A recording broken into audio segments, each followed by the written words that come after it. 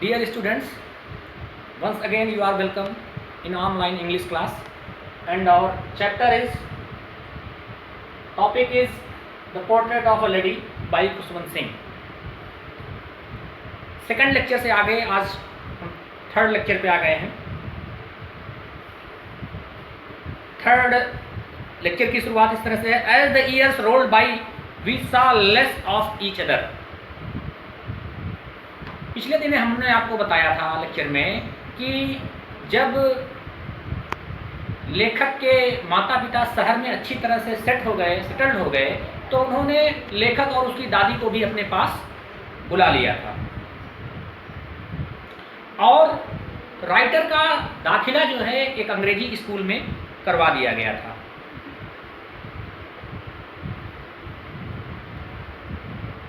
उसके बाद क्या होता है वो यहां से है, as the years rolled by we saw less of each other. जैसे जैसे साल बीतते गए हम लोग एक दूसरे से कम मिलते थे। मैं और दादी, लेखक और दादी एक दूसरे से कम मिलते थे। For some time she continued to wake me up and get me ready for school. कुछ दिनों तक वह मुझे जगाती रहती थी और स्कूल के लिए तैयार कर देती थी। But it was not for always, वो हमेशा के लिए नहीं था। अर्थात दादी का अब मुझको जगाना और स्कूल के लिए तैयार करना कम हो गया था। When I came back, she would ask me what was the teacher had taught me. जब मैं स्कूल से वापस आता था तो दादी मुझसे पूछती थी कि आज टीचर ने मुझे क्या पढ़ाया। I would tell her English words and little things of Western science and learning. The law of gravity, Archimedes' principle, the world being round, etc. जब मैं स्कूल से वापस आता था तो दादी मुझसे पूछती थी कि आज स्कूल में टीचर ने क्या बताया। तो मैं तो उन्हें कुछ अंग्रेजी के शब्द, पाश्चात्य साइंस की, विज्ञान की कुछ चीजें बताता था, जैसे गुरुत्वाकर्षण का नियम बताता था, आर्किमिडीज का सिद्धांत बताता था और यह बताता था कि धरती गोल है। This made her unhappy. ये सब सुन करके दादी नाराज हो जाती थी, नाखुश हो जाती थी। उनको लगता था कि ये पढ़ाई ठीक नहीं है। She could not help me with my lessons.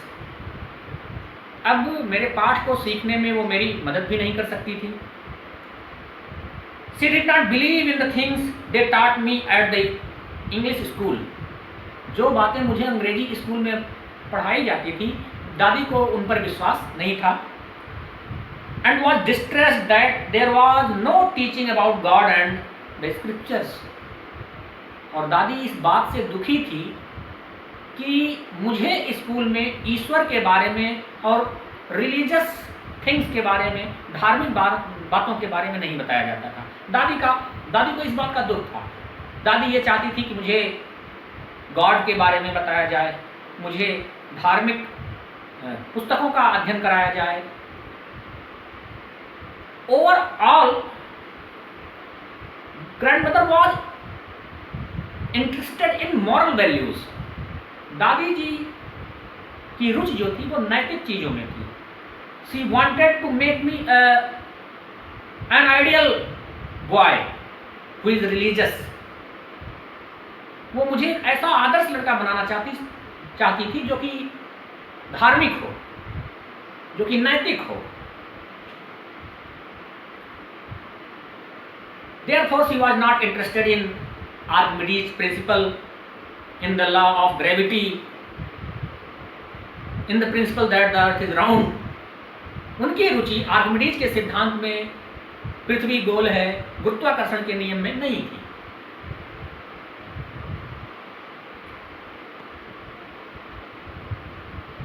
One day I announced that we were being given music lessons. एक दिन मैंने दादी को बताया कि अब हमें म्यूजिक पढ़ाया जा रहा है, संगीत पढ़ाया जा रहा है, गीत संगीत की शिक्षा दी जा रही है। She was very disturbed. यह सुनकर के वो बहुत दुखी हो गई। क्यों दुखी हो गई? क्योंकि to her music had lewd associations.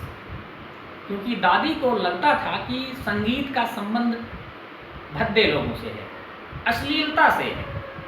वो संगीत को अच्छा नहीं मानती थी। Grandmother did not take music as religious thing. दादी को लगता था कि संगीत कोई धार्मिक चीज नहीं है।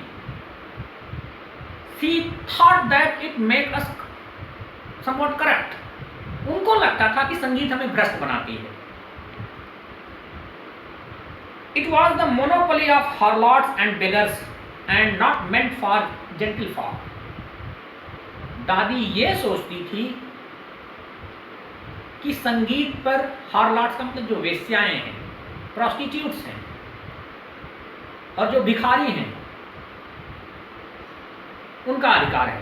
दादी को ये लगता था कि संगीत और नृत्य ये सब वेश्याओं और भिखारियों का काम है।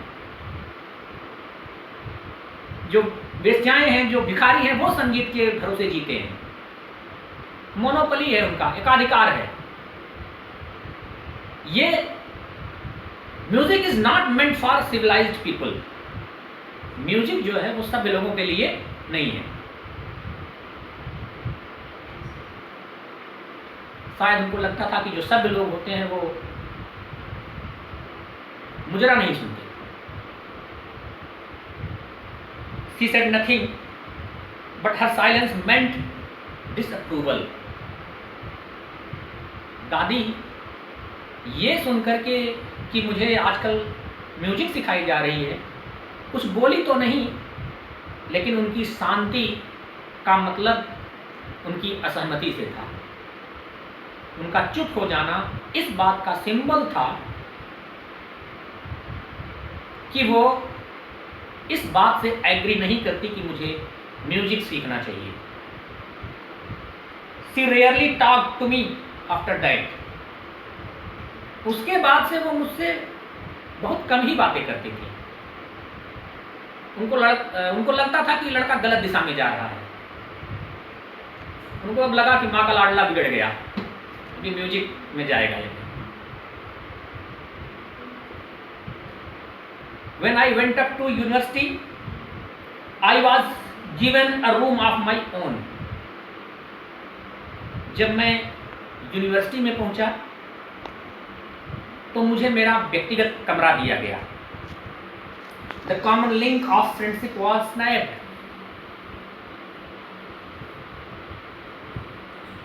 हमारी दोस्ती का जो तार था, जो लिंक था, वो टूट गया।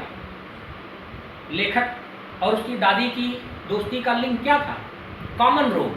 दे lived in a common room, they shared the same room. But now the writer has gone to university, he has got his own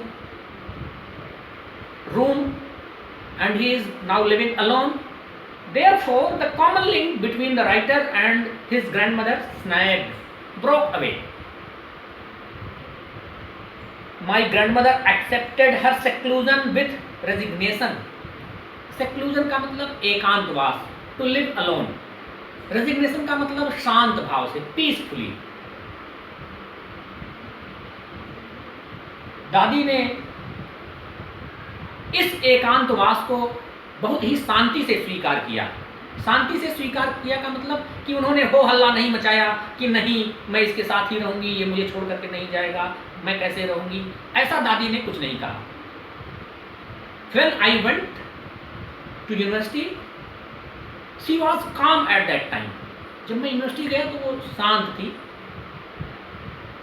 She rarely left her spinning wheel to talk to anyone. ऐसा बहुत कम ही होता था कि वो किसी से बात करने के लिए अपना चरखा छोड़ करके आए, अर्थात वो अपना चरखा छोड़ करके किसी से बात भी नहीं करना चाहती थी। From sunrise to sunset, she sat by her wheel spinning and reciting prayers. सूर्योदय से लेकर सूर्यास्त तक वो दिन भर बैठकर अपने चरखे पर सूत काता करती थी और अपनी प्रार्थना किया करती थी। Only in the afternoon she relaxed for a while to feed the sparrows. केवल दोपहर में थोड़ी देर के लिए स्पैरोज को, गौरैया को दाना इत्यादि चुगाने के लिए वो अपना काम छोड़ती थी। While she sat in the veranda breaking the bread into little bits, hundreds of little birds collected round her, creating a veritable bedlam of chirping.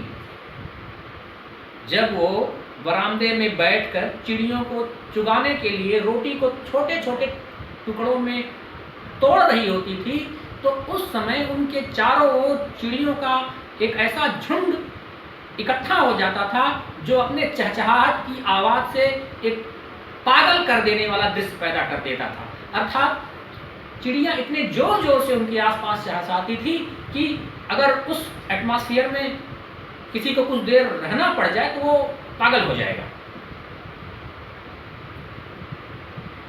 Some came and perched on her legs. उनमें से तो कुछ चिड़िया उनके पैर पर आकर के बैठ जाती थी। Others on her shoulders. कुछ उनके कंधे पर आकर के बैठ जाती थी। Some even sat on her head. कुछ तो उनके सिर पे आकर के बैठ जाती थी। She smiled but never shooed them away. वो बस मुस्कुराती थी और किसी को अपने सिर से हटाती नहीं थी, उड़ाती नहीं थी कि उड़ जा। It used to be the happiest half hour of the day for her. उनके लिए ये दिन भर का आधा घंटा सबसे आनंददायी घंटा होता था। जिस आधे घंटे में वो चिड़ियों को रोटी या दाना चुगाती थी, वो आधा घंटा उनके लिए पूरे दिन भर में सबसे आनंददायी आधा घंटा होता था।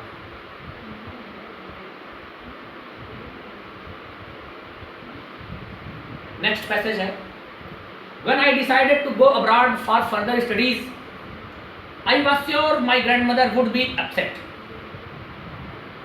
जब मैंने फर्दर स्टडीज का मतलब आगे की पढ़ाई के लिए, अब्रॉड का मतलब विदेश जाने का निश्चय किया, तो मुझे ये पूरा विश्वास था कि मेरी दादी बहुत दुखी होगी। तो सुन सिंह कहते हैं कि जब मैंने ये डिसाइड किया कि आगे की पढ़ाई के लिए मुझे विदेश जाना पड़ेगा, तो मैं ये जानता था, मैं श्योर था कि मेरी दादी बहुत दुखी होगी। I would be away for 5 years and at her age one could never tell.